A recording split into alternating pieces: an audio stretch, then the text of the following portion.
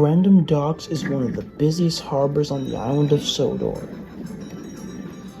Day or night, it is always bustling with activity as trains and ships come and go. The cranes are kept very busy, especially poor Cranky the crane.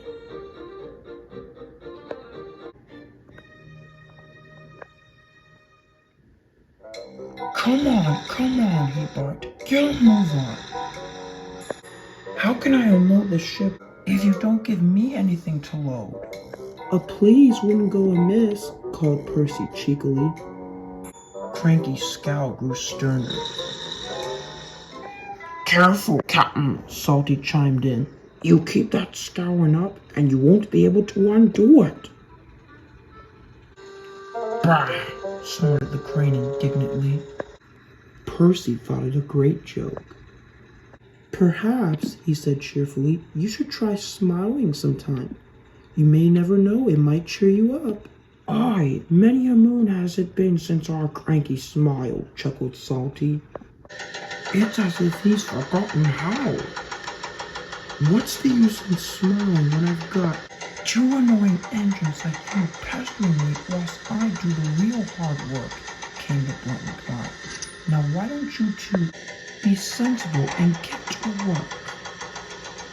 He really could do with some cheering up, whispered Percy.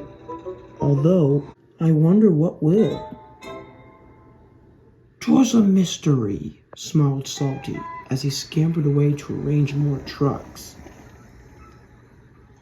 By now, Percy's trucks were loaded, and the little green engine puffed away, still pondering about Cranky.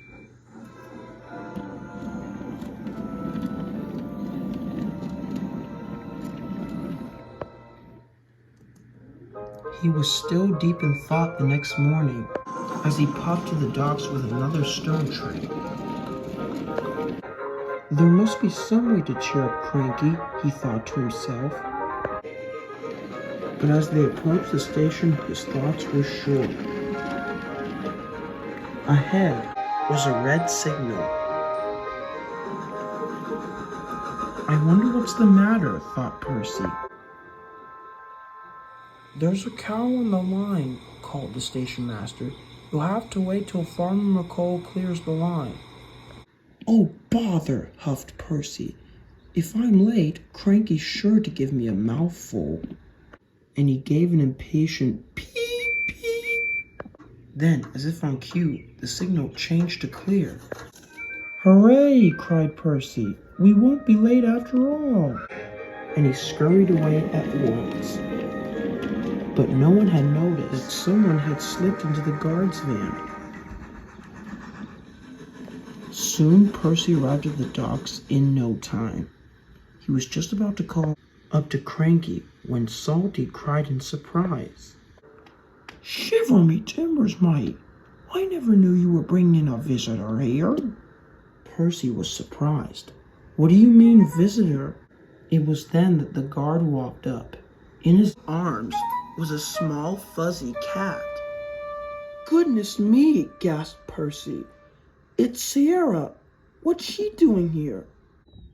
She must have climbed aboard my van when we stopped at Mayfway, the guard explained. Well, I never, said Percy in surprise. Well, we'd best get her home quickly.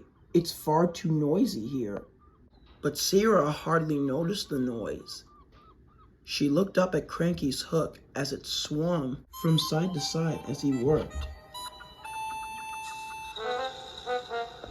Look, me hearty, laughed Salty. She be looking at your hook. And sure enough, the cat began to approach Cranky's hook with interest. Well, what do you know, puffed Thomas the Duck. Cranky's found himself a fan.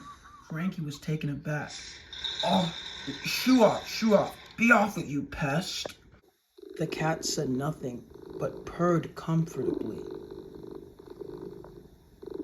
But secretly, he managed to give a small smile, but hoped the engines hadn't seen it. They had, though, and they exchanged winks at each other. Percy whistled cheerfully as he left for Mayfway. Sierra, however, didn't take her eyes off Cranky and purred even more. Cranky watched the train until it was out of sight. The cat never came back, but the story wasn't forgotten. Whenever Percy was around, Cranky would ask, "Psst, Percy, is that little bug with you? I hope not. Not to be rude or anything, but this is no place for her, if you know what I mean." To this day, Cranky insists that he doesn't care for Sierra, but unfortunately for him, Percy and Salty know better.